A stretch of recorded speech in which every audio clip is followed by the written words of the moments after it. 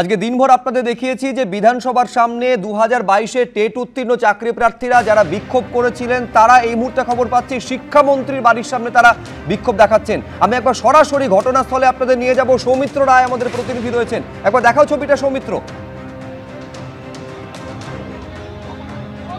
শুভজিৎ, দেখো এদিন বিধানসভার গেটের বাইরে টেট উত্তীর্ণ চাকরি প্রার্থীদের যে উত্তেজনা তৈরি হয়েছিল, তুলকালাম পরিস্থিতি তৈরি হয়েছিল, তারই একই ছবি এই মুহূর্তে কালিন্দী মোড়ে ব্রাত্য বসুর বাড়ি থেকে কিছুটা দূরে। তুমি দেখো সেই 2022 চাকরি প্রার্থী যারা এদিন সকালবেলা বিধানসভার গেটের বাইরে তারা বিক্ষোভ দেখিয়েছিলেন, তুলকালাম পরিস্থিতি তৈরি হয়েছিল, তারা এদিন সন্ধ্যেবেলা ব্রাত্য বসু শিক্ষামন্ত্রী তার সঙ্গে দেখা করতে আসেন বাড়িতে। কিন্তু পুলিশের কাছে আগে থেকে খবর ছিল যে চাকরি প্রার্থীরা শিক্ষামন্ত্রী ব্রাত্য বসুর কাছে আসবেন।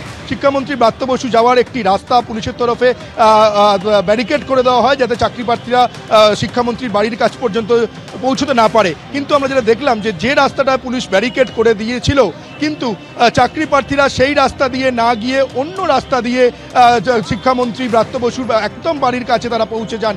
তারপরেই পুলিশের কাছে খবর আসে, পুলিশ এসে চাকরি প্রার্থীদের ব্রাত্য বসুর বাড়ির সামনে থেকে সরিয়ে নিয়ে যান। এই মুহূর্তে কালিন্দী মোড়ে তুমি দেখতে পাচ্ছ চাকরি প্রার্থী তারা বিক্ষোভ দেখাচ্ছেন। ঠিক যেভাবে এদিন বিধানসভার গেটের বাইরে তারা বিক্ষোভ দেখিয়েছিলেন, ঠিক একই কায়দায় এখানে তারা বিক্ষোভ কর্মসূচি করছেন।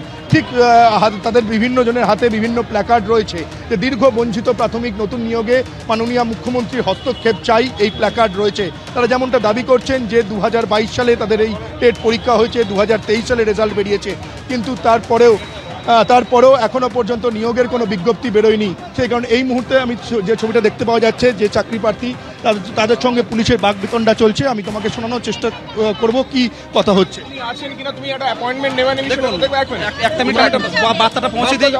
দেখুন, 2022 সালের এইরকম সেপ্টেম্বর মাসে আমাদের প্রাইমারি শিক্ষক নিয়োগের নোটিফিকেশন এসেছিল। আজকে গত 3 বছরে কিন্তু আমাদের নিয়োগ হয়নি। আজকে আমরা বিধানসভা অভিযান করেছিলাম মুখ্যমন্ত্রীর হস্তক্ষেপের দাবিতে। তারপরে প্রেস কনফারেন্সে শিক্ষামন্ত্রী যেটা বললেন, আগে বলতেন যে 1 লক্ষ শূন্যপদ আছে, মাঝে বলতেন 50,000 প্রাইমারি শূন্যপদ আছে। ইতিমধ্যে 2215টি প্রাইমারি স্কুলে শিক্ষক নেই, আপনারা দেখেছেন। আজকে শিক্ষামন্ত্রী বললেন যে 50,000-এর দাবিটাও অন্যায্য, তাই শিক্ষামন্ত্রীর কাছে এসেছি আমরা দেখা করার জন্য 2022 প্রাথমিক টেট উত্তীর্ণ চাকরি প্রার্থীদের স্বার্থে। মুখ্যমন্ত্রী বলছেন যে শূন্যপদ তৈরি সংক্রান্ত যে কাজ সেটা চলছে, তালিকা তৈরির কাজ চলছে, 2-1 দিনের মধ্যেই সেটা বেরোবে। আপনাদের এই যে আন্দোলন বিক্ষোভ এর কোনো অর্থ নেই, শিক্ষামন্ত্রী ব্রাত্য বসু আজকে বলেছেন প্রেস কনফারেন্স। আমি মাননীয় শিক্ষামন্ত্রীকে বলতে চাই যে আন্দোলনের অর্থ নেই। গত 3 বছরে আপনারা শূন্যপদ কালেকশন করতে পারলেন না, কি এমন বাধা থাকতে পারে? গত 3 বছরে 2022 সালের সেপ্টেম্বর মাস থেকে আজকে সেপ্টেম্বরে 2025 সাল, এই 3 বছরে শূন্যপদ কালেক্ট করতে পারলেন না। শিক্ষামন্ত্রীর কাছে বলতে চাই যে দিকে দিকে প্রাইমারি স্কুলগুলোর অবস্থা কত শোচনীয়। ছাত্রছাত্রীরা তার পঠন পাঠনের ক্ষতি হচ্ছে। একেবারে দ্রুত ইন্টারভিউ এবং নিয়োগটা চাইছেন। নিয়োগটা চেয়ে তারা প্রথমে বিধানসভা অভিযান করেছেন এবং এই মুহূর্তে কালিন্দী মোড়ের সামনে শিক্ষামন্ত্রীর সঙ্গে তারা দেখা করতে চাইছেন, এই অভিযোগটা তারা করতে চাইছেন। আমি একবার দেখাতে চাইবো ঠিক কোথায় আপত্তি তাদের, কি বলেছেন আজকে শিক্ষামন্ত্রী ব্রাত্য বসু। দেখুন, এটার কোনো মানে নেই।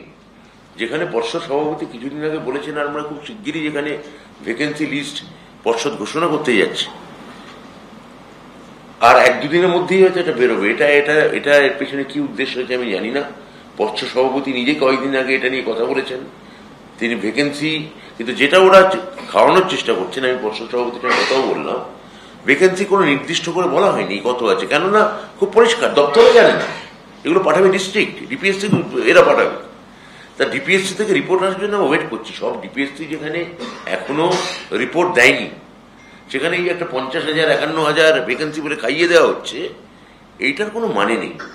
আমি আবার পরীক্ষার্থীদের আশ্বস্ত করব, আমাদের যে ডিপিএসসি স্তরে, জেলা স্তরে ভ্যাকেন্সি নির্ণয়ের কাজ প্রায় শেষ। খুব শীঘ্র এটা নিয়ে নোটিফিকেশন হবে।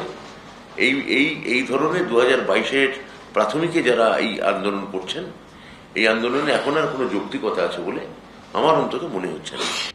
আমি দ্রুত প্রতিক্রিয়ার জন্য প্রত্যেকের কাছে আসবো। অভ্র সেন, দেখুন, এই বাংলা হচ্ছে স্বামী বিবেকানন্দর বাংলা। আজ থেকে 132 বছর আগে শিকাগোতে ঐতিহাসিক স্পিচ দিয়েছিলেন স্বামী বিবেকানন্দ, এবং সেই স্পিচের পরে সারা বিশ্বে আমাদের মাথা কত উঁচু হয়েছিল। তার এই বক্তব্যের প্রতি উৎসর্গ করে আজ থেকে শুরু হয়েছে নরেন্দ্র কাপ।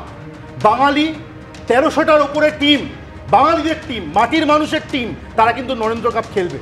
স্বামীজিকে এরকমভাবে সম্মান জানানো হচ্ছে, কিন্তু আপনি তার সঙ্গে যাচ্ছাবচ করুন আজকের বাংলার অবস্থা, তৃণমূলের শাসনের এই বাংলার অবস্থা। যারা শিক্ষক হয়েছিলেন তাদেরকে রাস্তায় নামিয়ে এনেছে এই তৃণমূল, আর যারা চাকরি প্রার্থী তাদেরকে বলছেন না, কোনো যৌক্তিকতাই নেই। তোমাদের বাঙালি হয়েছো, তোমরা বাঙালি হয়ে জন্মগ্রহণ করেছো এই স্বামীজির বাংলায়, তোমরা চাকরি পাবে না, তোমরা রাস্তায় রাস্তায় করো। এইটা হচ্ছে তৃণমূলের বাঙালি প্রেম। আমি উত্তর নেব। দেবনারায়ণ সরকার, দেখো নিশ্চয়ই 22-এর পরীক্ষা 23-এ রেজাল্ট আউট হয়েছে, এখন হচ্ছে না, তার একটিমাত্র কারণ নিশ্চয়ই ওবিসি নিয়ে একটা জট হয়েছিল। আশা করি অল্প দিনে কেটে যাবে এবং সেটা তো তৈরি হচ্ছে। কেউ বলছে 10-এর পরে, হ্যাঁ মমতা ব্যানার্জি চাইছিল আরও 76টা সম্প্রদায় যুক্ত হোক, এটা অনেকেই জানে, তারাও জানে সমস্যাটা একটা জায়গায় দাঁড়িয়ে। 22 সালে টেট উত্তীর্ণ দাদা হোক না,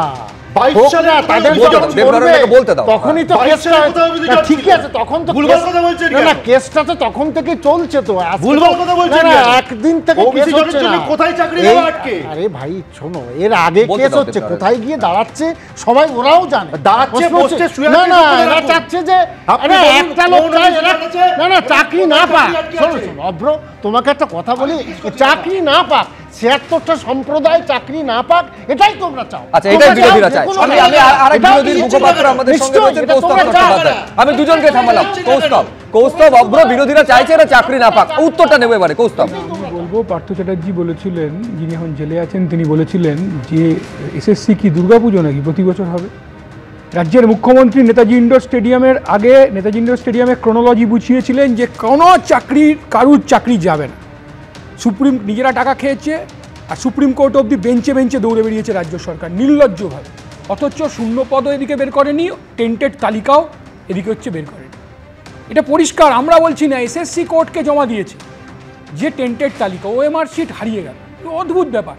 সমস্যা হচ্ছে টাকা নিয়েছে, চুরি বিক্রি হয়েছে, সব ঠিক আছে, চাকরি বিক্রি হয়েছে, সব ঠিক আছে, কিন্তু মূল যে সমস্যা, সরকারকে বিশ্বাস করতে পারছে না বাংলার ছেলেমেয়েরা। বাংলার জেনারেশন, নতুন জেনারেশন যারা চাকরি প্রার্থী, তারা রাজ্য সরকারকে বিশ্বাস করতে পারছেন না, রাজ্য সরকারও সেটা বুঝতে পারছে। সেই কারণে মুখ্যমন্ত্রী রাজ জাগছেন। আমি পার্থ চট্টোপাধ্যায়ের কথা বলছিলেন, আমি দর্শকদের বলবো যে পার্থ চট্টোপাধ্যায় কিন্তু আজকে আদালতে দাঁড়িয়ে ফের নিজেকে নির্দোষ বলে দাবি করেছেন। কোনো ডকুমেন্টারি এভিডেন্স পার্থ চট্টোপাধ্যায়ের বিরুদ্ধে নেই, যে পার্থ চট্টোপাধ্যায়ের বিরুদ্ধে যা যা সেকশনে চার্জ গঠনের জন্য বলা হলো। সুতরাং প্রবীর, এবং এই জন্য আমরা বললাম, যদি প্রবীর বন্দ্যোপাধ্যায়ের কাছে সব কিছু নলেজেও ছিল এবং একটা এক্সপার্ট কমিটি প্রবীর বন্দ্যোপাধ্যায় বলেছিল তৈরি হয়েছিল, তাতে প্রবীর বন্দ্যোপাধ্যায় ছিল, এসএসসির লোকরা ছিল, কিন্তু পার্থ চট্টোপাধ্যায় ছিল না। তার প্রবীর বন্দ্যোপাধ্যায়ের কাছে যখন সব নলেজ ছিল, তাহলে প্রবীর বন্দ্যোপাধ্যায়ের যখন যদি মনে হয়ে থাকে কোনো জিনিস খারাপ হচ্ছে বা ভুল হচ্ছে, উনি তো কোনো জায়গায় বলেননি। এই জন্য প্রবীর বন্দ্যোপাধ্যায়কে এই কেসের নলেজে আসার জন্য, ওর কাছে নলেজ থাকার জন্য, যেটা ওর স্টেটমেন্ট থেকে পাওয়া যাচ্ছে, এই কেসের অ্যাকিউজড হওয়া দরকার। সমস্তটাই হচ্ছে ফেক, একটা হাইপোথেটিক্যাল একটা অ্যালিগেশন নিয়ে আসা হয়েছে, যার সপক্ষে কোনো কিছু বলা নেই।